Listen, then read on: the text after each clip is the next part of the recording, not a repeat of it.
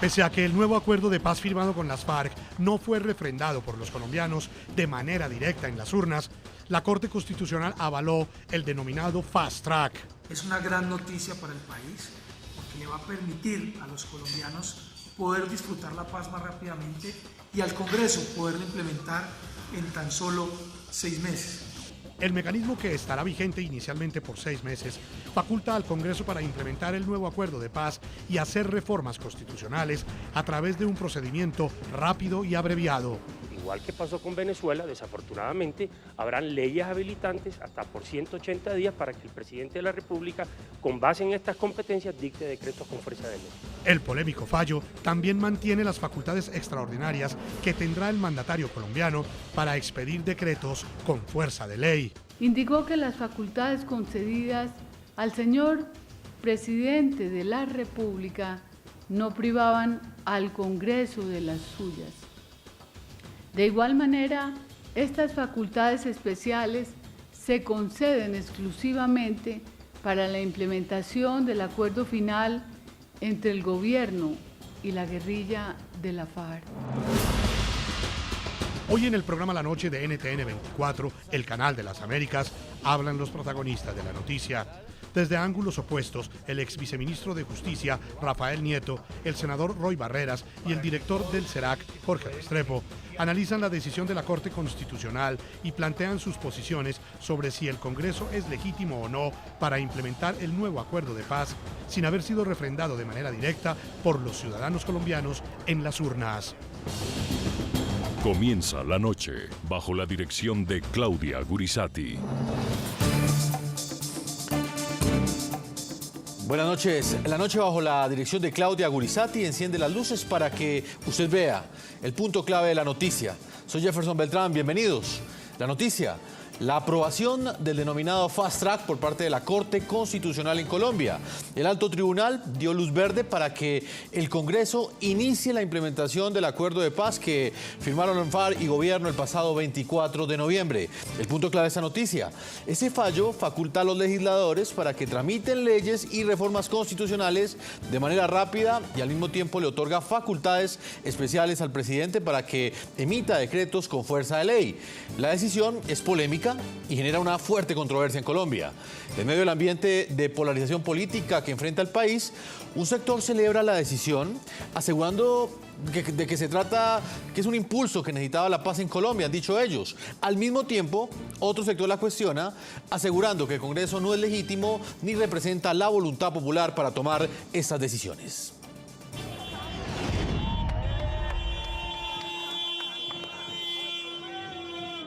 Aunque su idioma primario es el español, en Colombia durante las últimas semanas muchos pronuncian la frase fast track, que traduce vía rápida.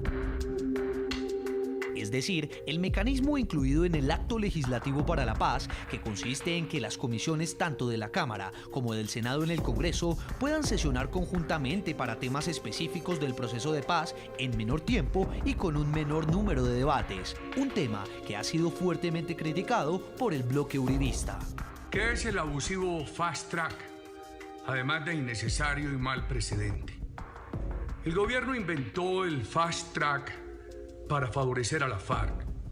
Podría reformarse la Constitución con 3 debates en el Congreso en vez de 8, durante un periodo de sesiones en lugar de 2, y en la práctica sin posibilidad de introducir reformas durante el trámite en el Congreso.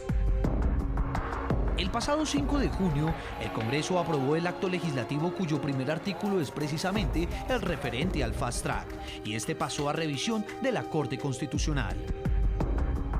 Esa obligación exige otros pasos adicionales, entre otros, el principal de ellos, la refrendación por parte de todos los colombianos. La magistrada María Victoria Calle presentó una ponencia de fallo, donde declaraba exequible el artículo 1 que refiere al ya mencionado Fast Track, el artículo 2 referente a las facultades del presidente para expedir decretos relacionados al proceso de paz y dejaba vigente el artículo 5 que hace alusión a la refrendación popular como condición para que el acto legislativo entre en vigor. El llamado Fast Track, el procedimiento legislativo especial, no es un capricho, ni es un acto de autocracia ni busca colocar contra la pared a quienes se oponen al acuerdo. Lo que busca es garantizar que, logrado este acuerdo, que a nuestro juicio es una enorme oportunidad para Colombia, logremos llegar a la otra ribera. Y este martes, tras varias semanas de expectativa, el Alto Tribunal decidió dar vía libre al Fast Track, mecanismo que estará vigente inicialmente por 6 meses, pese a las reiteradas críticas de sectores de oposición que argumentaban que se perdió el sistema de frenos y contrapesos en una democracia. Los colombianos, en particular el Centro Democrático, quienes promovimos la opción del no, respetamos la decisión de la Honorable Corte, pero no la compartimos, entre otras razones porque como guarda suprema de la Carta Política esperábamos que le diera luces en este momento tan difícil al país y sobre todo no permitiera que el jefe del Estado suplantara las competencias del Congreso. Con esta decisión de la Corte Constitucional, el Congreso sesionará conjuntamente en temas específicos del proceso de paz, ya no en 8, sino en 4 debates, y sin duda el primer proyecto que se debatirá será la Ley de Amnistía e Indulto, que es premisa de las FARC como principal condición para la dejación de armas y su posterior desmovilización.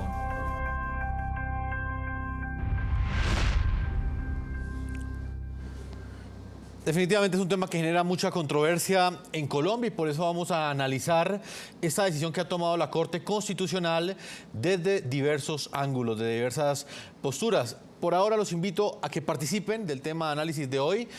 Respondiendo a la siguiente pregunta, ¿para usted esta decisión de la Corte Constitucional de aprobar el Fast Track es un impulso para la paz o un golpe a la democracia? ¿Qué opinión tienen ustedes? Yo los invito a que opinen a través de las cuentas de Twitter del equipo periodístico. Están apareciendo en la parte inferior de nuestra pantalla. Voy a comenzar este análisis desde una perspectiva crítica, saludando a Rafael Nieto Loaiza, consultor, abogado, columnista y ex viceministro de Justicia. Doctor Nieto, muchas gracias por estar con nosotros. Buenas noches, Jefferson. Quiero comenzar preguntándole ese planteamiento que le hemos hecho a nuestros televidentes el día de hoy.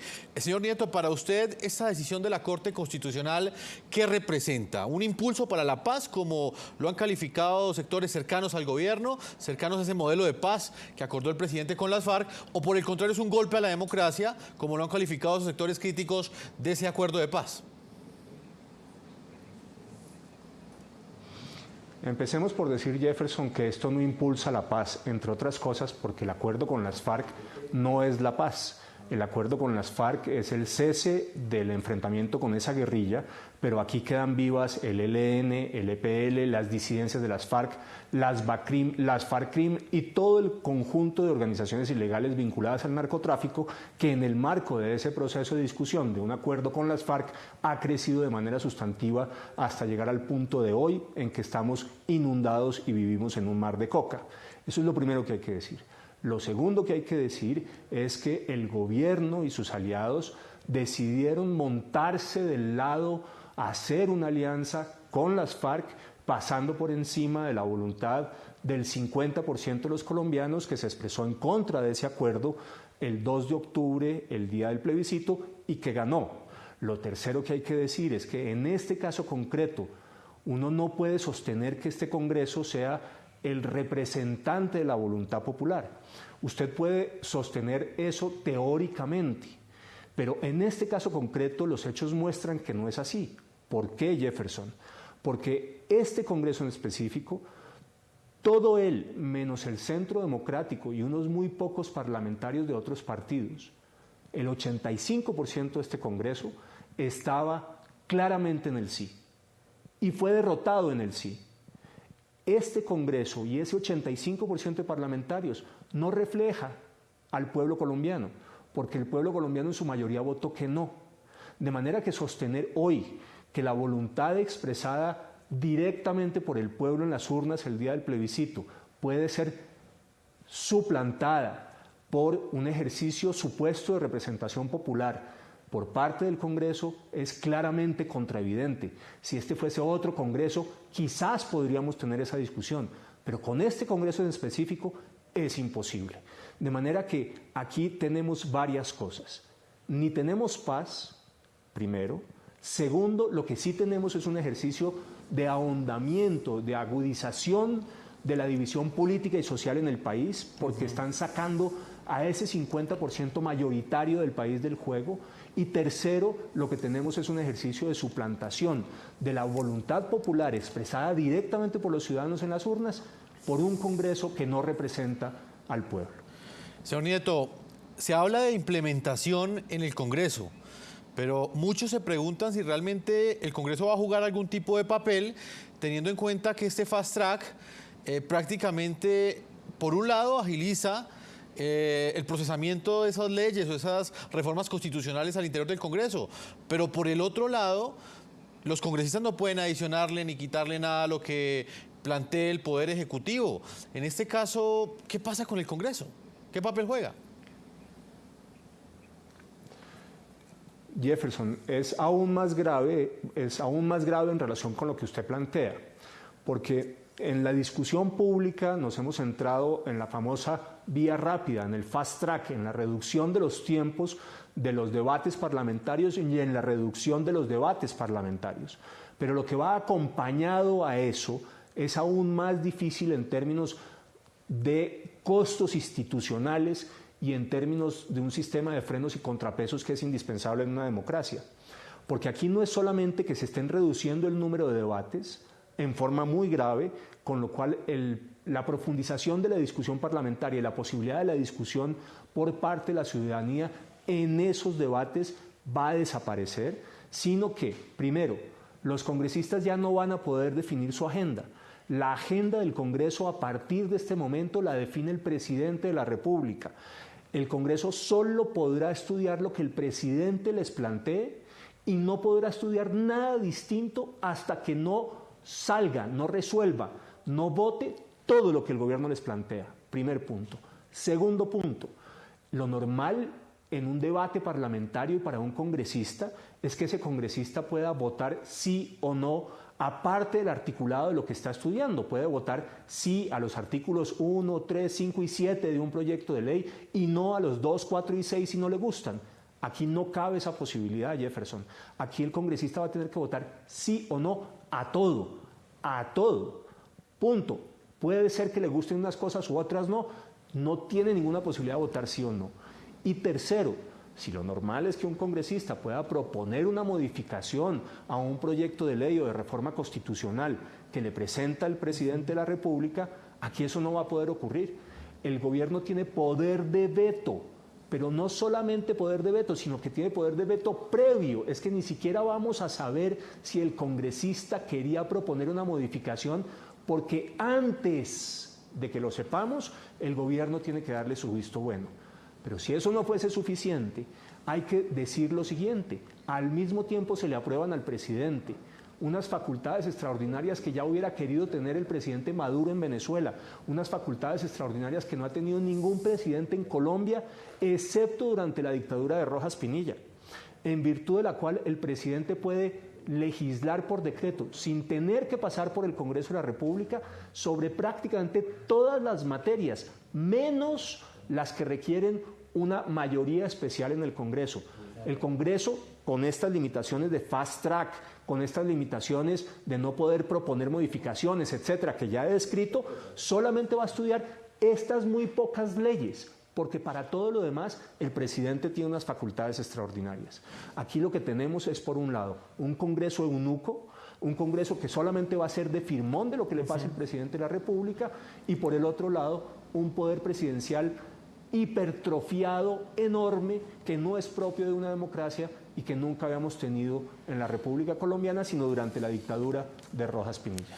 Señor Nieto, las FARC, durante esos 4 años que duró esa primera negociación con el gobierno de ese acuerdo de paz, insistían constantemente en una asamblea constituyente. En algún momento ellos renunciaron a esa petición y lo que nos encontramos hoy es que prácticamente ese acuerdo podrá ser implementado a través de reformas constitucionales que presentará el presidente Juan Manuel Santos, que presentará el gobierno a un Congreso que no tendrá la facultad de modificarla, sino sencillamente votar sí o no. En ese contexto, finalmente las FARC lograron esas facultades constitucionales que buscaban. Evidentemente las FARC dejan de lado la idea de la Asamblea Constituyente porque entendieron que lo que les ofrecía el presidente de la República era mucho mejor. En una Asamblea Constituyente es posible que el gobierno y sus aliados, las FARC entre ellas, no hubieran conseguido una mayoría. Lo que está claro es que en una Asamblea Constituyente, mirando los resultados del plebiscito, era probable que hubiera ganado la oposición. Aquí tienen todo lo que hubieran podido conseguir en una constituyente y mucho más, y de manera más rápida y sin oposición. Porque aquí pasan varias cosas. La primera, Jefferson, los proyectos de ley y de reforma constitucional que le presenta el presidente de la República al Congreso, a ese Congreso que va a ser solamente de firmón, tienen que pasar primero por una comisión paritaria entre las FARC y el gobierno, y las FARC lo van a tener que aprobar. Es decir, nada de lo que presente el gobierno al Congreso va a ser en contra de lo que las FARC quieren. Solamente se va a presentar lo que las FARC quieran, lo que las FARC aprueben. Nada más. Primer punto. Segundo punto, ellos ya tienen el control de este Congreso, eso está visto. El 85% del Congreso votó sí en el plebiscito y además ha estado del lado del gobierno. Apenas unos pocos senadores del Partido Liberal y el Partido Conservador y el Centro Democrático están por fuera de eso. Las mayorías del gobierno son aplanadoras en el Congreso de la República, de manera que las FARC saben que ese Congreso les va a aprobar absolutamente todo y que además los congresistas no van a tener ninguna posibilidad en realidad de modificar lo que el gobierno les presente. Esa realidad del poder definir qué es lo que va a estudiar el Congreso y de que el Congreso no pueda cambiar lo que le presentan hace un poder para las FARC mucho mayor que el que podría haber tenido en una Asamblea Constituyente. Y fíjese cómo son las cosas. Tan es así que perdieron en el plebiscito, pero no importó para nada la manifestación de la voluntad popular expresada el 2 de octubre en las urnas, y este Congreso pasa sobre esa voluntad y termina haciendo exactamente lo que se le da la gana al presidente de la República.